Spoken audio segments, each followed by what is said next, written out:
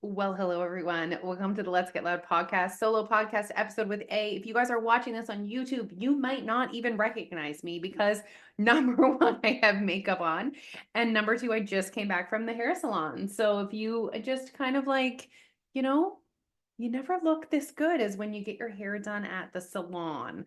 How is everyone? Happy Friday. I'm recording this very much right when I'm about to hit publish. It is a Friday. At 3:22. The sun is shining. It feels like we made it. It's feeling very spring-esque. It's still cold, but I'm not complaining. The sun is out. It's feeling good. I don't know about you guys. Oh my gosh. What's going on with my voice? I don't know about you guys, but this time of year I get a really like twitchy to I guess spring clean. But for me, it's not just cleaning, it's like organizing. It's like going through the kids' closets and getting rid of the stuff they don't wear. I'm really making sure that they have the stuff they do wear. Also, I always do this for myself. This year, I'm feeling extra twitchy. I feel like I haven't purchased new clothes for a while now for myself. And I also feel like my like style, that feels like a really strong word, has evolved a lot since a couple years ago. Just everything's really looking a lot more like leggings that I'm actually wearing. So there's just so much in my closet that I just don't wear anymore. Anyways, stay tuned for that. I don't know what I'm going to do with that, but I definitely have a lot of clothes that I could clean out. Do like a little bit of a closet sale. I'm not a holder honor. I'm not a like, well, what if I want to wear that in a couple years? That's not me. And if I look at shirts and I haven't worn you in 2 years, it's probably time for you to leave my closet, right? Anyways, I think this weekend the girls and I are going to get into that. Although that always ends up in us going shopping. And I'm like, the whole point was to get rid of stuff, not bring stuff in. Phoebe tends to have this ability to like trick me into it. And then when we're shopping, she convinces me she needs things. But then when I look through her closet, I'm like, but you have 7 pairs of pants. Here's the thing I realized about my kids, and maybe a little bit late, and maybe all kids are like this. Sometimes I'll see them re-wearing the same shit over and over and over. And I'm like, oh God, it makes me cringe. I'm like, why are they wearing those things over and over? So then I buy them new things and then they still wear the old things. So they're wearing the old things not because they don't have other things in their closet. They're wearing them because that's just where they're at. They just want to recycle the same 7 things over and over and over. Anyways, those are my big plans for the weekend. Piper is also in a skating show because she's doing figure skating right now. So that'll be cute.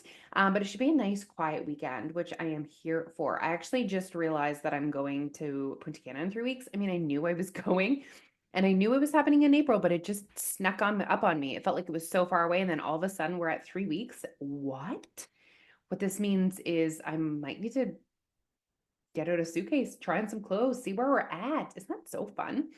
Anyway, so those are my big plans for the weekend. Okay, so here's what I really want to talk about today. So I don't know if you guys saw, but I am hosting a webinar. So that with the webinar we did for calorie deficit went so well, which I'll link that one in the show notes for this as well. But it was a power hour, so it was an hour long of first of all, the first half hour was just Jose and I talking at you about calorie deficit, like boom, boom, boom, boom, boom, fact, fact, fact, fact, fact. And then we gave half an hour for questions. It was super productive, impactful, and powerful. Really enjoyed it. And then I was having a lot of questions lately, specifically about weight loss after 40. So I thought I would do a power hour, just me. I'm going to do it on Monday, March 24th at 10 a.m. And if you cannot watch it live, it's no big deal. Make sure you do sign up also in the show notes so that you can grab the recording. Okay. I'll email it to anyone that signs up for it. And basically, the whole goal is to go through everything that you need to know about losing weight in your 40s. I'm pretty sure you guys have heard the story over and over, but basically, I feel like I turned 40. It felt like my body completely shut down. I was struggling with joint pain, low energy, and weight gain. And then when I switched on the switch to lose weight and do the things I'd always done before, they weren't working and I was feeling a little broken. And so I just like head down, figure this out, research mode, we got this. And so I was able to create a system for myself and really figure out what's it called? There's a word, not foundation, framework, the framework for what is required for weight loss after 40. And so I'm going to give it all to you during this webinar. So, obviously, all of this is bringing up conversations about hormones. Okay. And something that really gets me about hormones is really our lack of actual knowledge about, number one, what hormones are, what they're doing in our body, and how to, I don't want to say do the right thing, how to optimize our hormone health, okay? And so someone asked me about seed cycling, which I had never heard of. And I'm not upset with this person that asked me about seed cycling. And I don't ever want to think that they think that I think that they're ridiculous. Obviously, this is a thing that apparently helps with your hormones. And so someone said, "What do you think about seed cycling?" Basically, it's like you eat certain seeds depending on where you're at in your cycle. And there's nothing wrong with that. There's nothing bad about that. But I just started, I'm like, let's just take a step back. Like, imagine seed cycling. Like, that'd be a full-time job, right?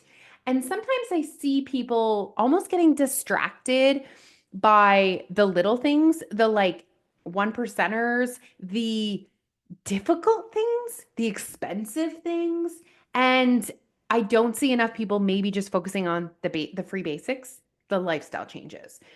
And so I was sharing today on the internet. Why don't I just let me just look at it up right now. About 10 things that you can do to increase your optimize your hormone health today that are free. Okay.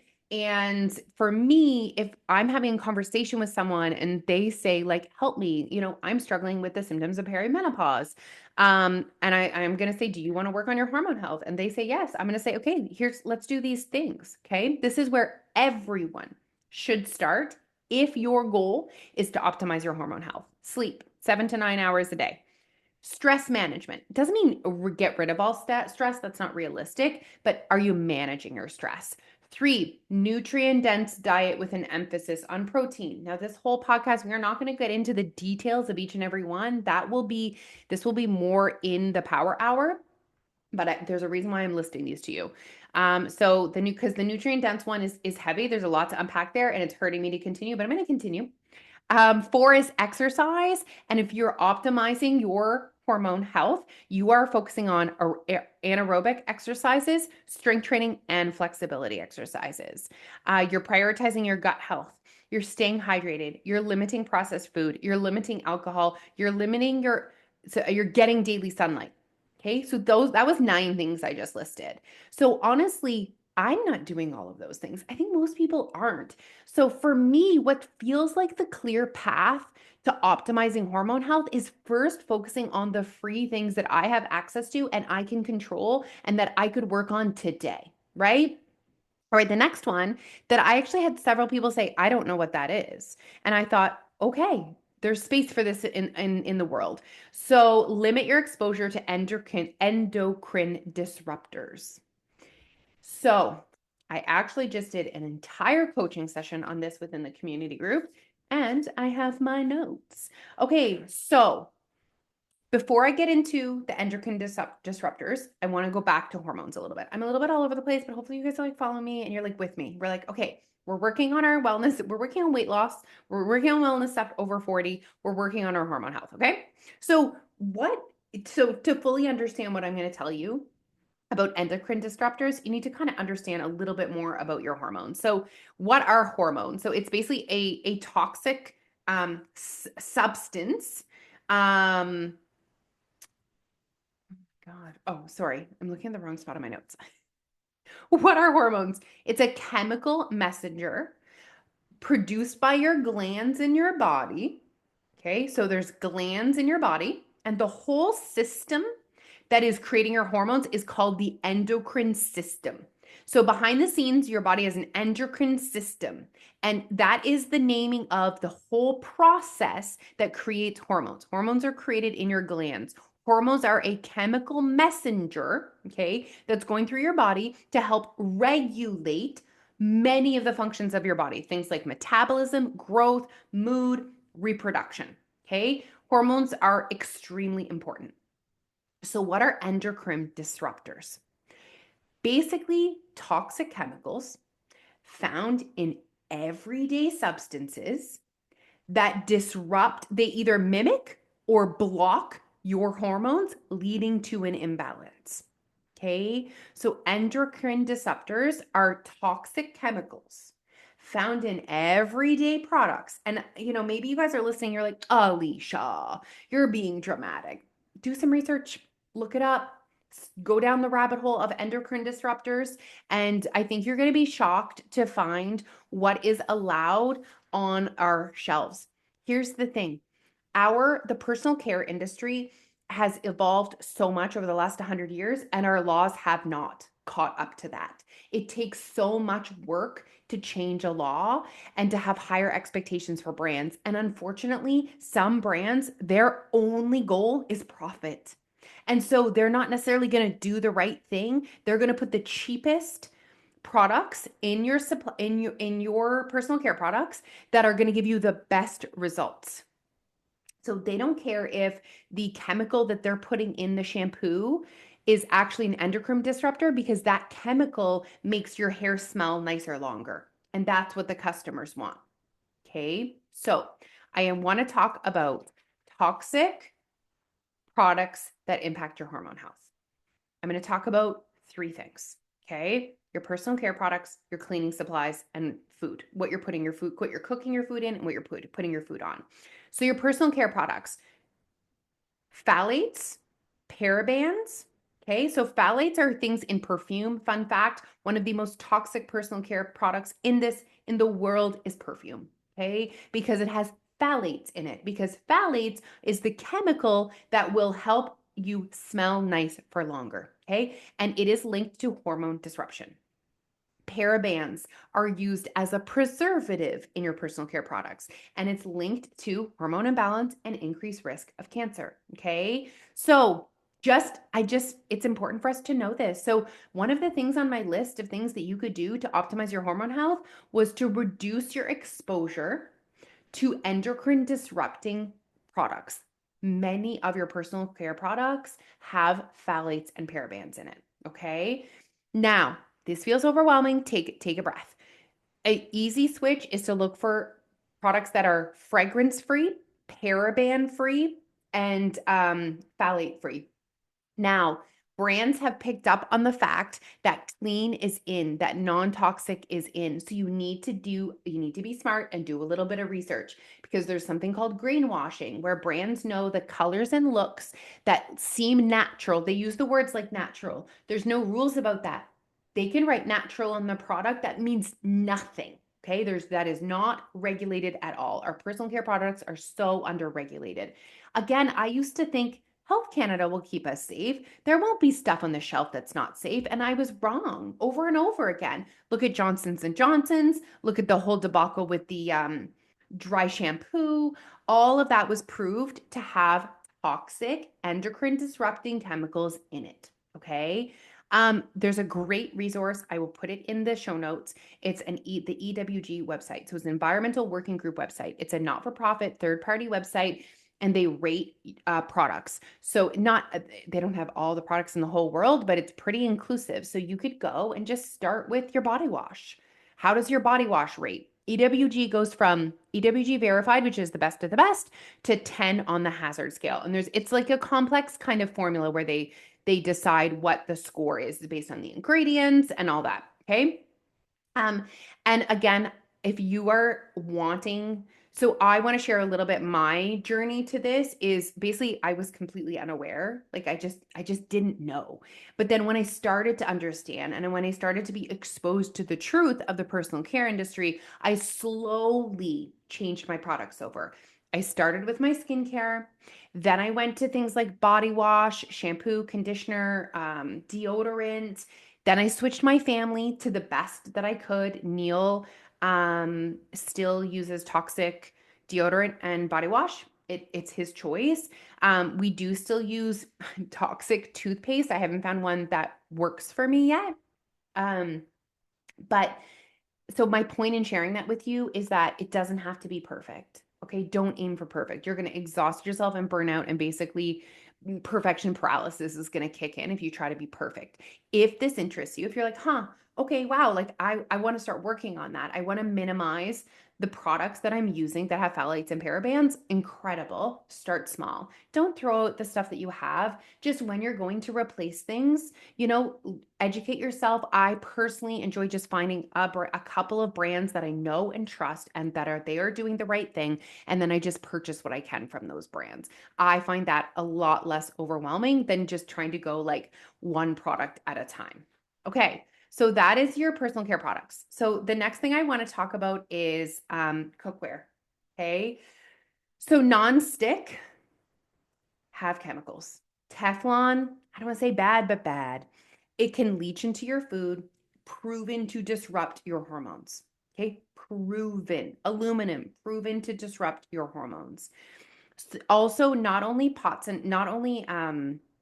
like pots and pans, but cutting boards. Okay.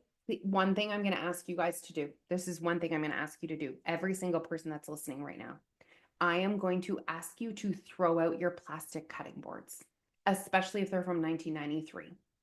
When you are cutting, the plastic is getting into your food and then you are consuming it.